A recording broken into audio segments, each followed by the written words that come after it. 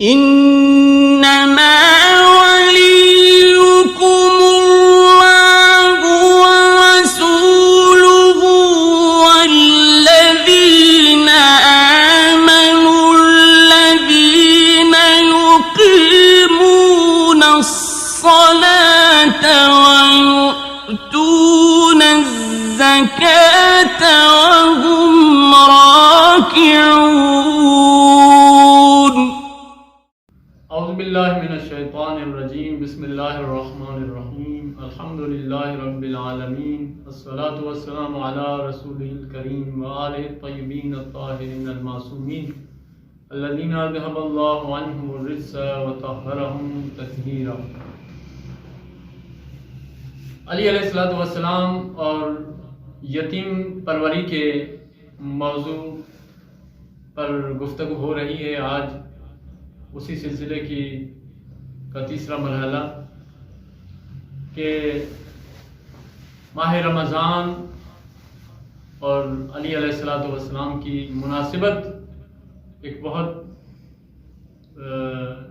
نزدیک مناسبت ہے، ایک ایسا رشتہ ہے کہ جو نہ ٹوٹنے والا رشتہ ہے. حضرت علی علیہ السلام ایک ایسے عبد خدا ہیں کہ خداوند متعال نے ان کو ماہ رمضان سے منسلک کر دیا ہے. ماہ رمضان وہ مہینہ کہ جس میں قرآن نازل ہوا، جو ہدی للناس تھا، اور اسی طرح امیر المومنین علی علیہ السلام وہ ذات ہیں، وہ امام ہیں کہ جو کعبہ میں پیدا ہوئے، اور کعبہ کی خصوصیت خداوند متعال نے بیان فرمائی کہ ان اول بیت وضع للناس للذی ببکۃ مبارکا وہدی للعالمین. قرآن ہدی للناس، رحمت اور شفا. اور اسی طرح امیر المومنین علی علیہ السلام کی ذات بھی ایسے گھر میں ولادت ہوئی کہ جو عالمین کے لیے ہدایت تھی. حضرت علی علیہ السلام قرآن ناطق ہیں، اور اسی طرح ماہ رمضان میں قرآن صامت کو نازل کیا گیا، اور عجیب ایک رشتہ خداوند متعال نے ان دونوں کے درمیان میں رکھا، قرآن اور علی علیہ السلام اور قرآن کے درمیان میں، کہ قرآن بھی اس مہینے میں نازل ہوا، اور امیر المومنین علی علیہ السلام کو بھی آسمانوں کی طرف بلایا گیا تو اسی ماہ مبارک رمضان میں. شب قدر میں قرآن کو نازل کیا گیا، اور شب قدر ہی میں امیر المومنین کو خداوند متعال نے اپنی طرف بلایا. تو ایک ایسا عظیم رشتہ خداوند عالم نے قرآن اور امیر المومنین کے درمیان میں رکھا ہے. عزیزان گرامی، حضرت علی علیہ السلام کی ذات ایک ایسی عظیم المرتبت ذات ہے کہ ماہ مبارک کے رمضان میں شہادت کی خبر جناب رسول خدا نے ان کو دی تھی. کہ خطبہ شعبانیہ آپ مومنین جانتے ہیں کہ ایک معروف اور مشہور خطبہ ہے کہ ماہ رمضان سے پہلے شعبان کے ایک دن میں جناب رسول خدا نے خطبہ فرمایا تھا، اور اس خطبے میں ماہ رمضان کے فضائل کو بیان فرمایا تھا کہ یہ ماہ رمضان کیسا مہینہ ہے، اس میں عبادت کا کیا ثواب ہے، اس میں سانس لینا تسبیح کے برابر ہے، اس مہینے میں نیند بھی عبادت کے برابر ہوتی ہے، اور اس مہینے میں ایک آیت کی تلاوت کرنا باقی دنوں میں ختم قرآن کے برابر کا ثواب رکھتا ہے. تو اس ماہ رمضان المبارک کے فضائل کو بیان کرتے جناب رسول خدا جب ایک مقام پر پہنچے تو علی علیہ السلام نے رسول خدا کی بارگاہ میں سوال کیا، یا رسول اللہ ما افضل الاعمال فی هذا الشہر، کون سا بہترین عمل ہے اس مہینے میں؟ تو جناب رسول خدا نے فرمایا کہ الورع عن محارم اللہ، یا علی خدا کے حرام کردہ چیزوں سے بچنا بہترین عمل ہے، گناہوں سے بچنا بہترین عمل ہے اس مہینے میں.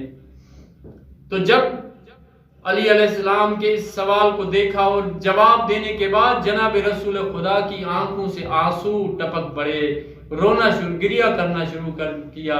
تو علی علیہ السلام نے عرض کی کہ یا رسول اللہ ما یبکی کا، کس چیز نے آپ کو رلایا ہے؟ تو جناب رسول خدا روتے روتے علی علیہ السلام کو فرماتے ہیں، یا علی جیسا کہ میں دیکھ رہا ہوں کہ اسی ماہ مبارک رمضان میں آپ کے سر پر ضربت لگتی ہے۔ دنیا کا اشقل اولین والآخرین، شقی ترین انسان آ کر آپ کے سر پر ضربت لگاتا ہے، آپ کو زخمی کرتا ہے، اور اسی ضربت کی وجہ سے آپ کی شہادت واقع ہوتی ہے۔ تو ایک مرتبہ علی امیر المومنین نے رسول خدا سے پوچھا، سوال کیا، یا رسول اللہ جب مجھے ضربت لگے گی اور اسی کی وجہ سے میری شہادت ہوگی تو کیا میرا دین سالم ہوگا؟ تو رسول خدا فرماتے ہیں، یا علی آپ کا دین سالم ہوگا۔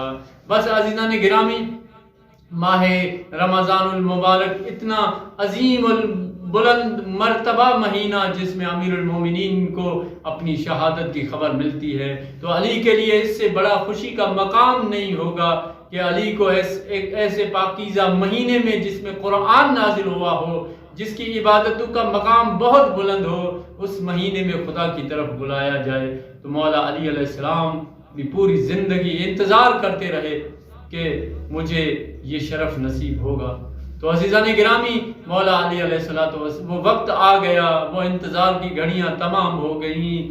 19 کی شب، پوری شب انتظار میں گزاری، عبادت میں گزاری، جاگ کر گزاری، اور صبح کو جب مولا نماز کے لیے تشریف فرما ہوئے، ابن ملجم ملعون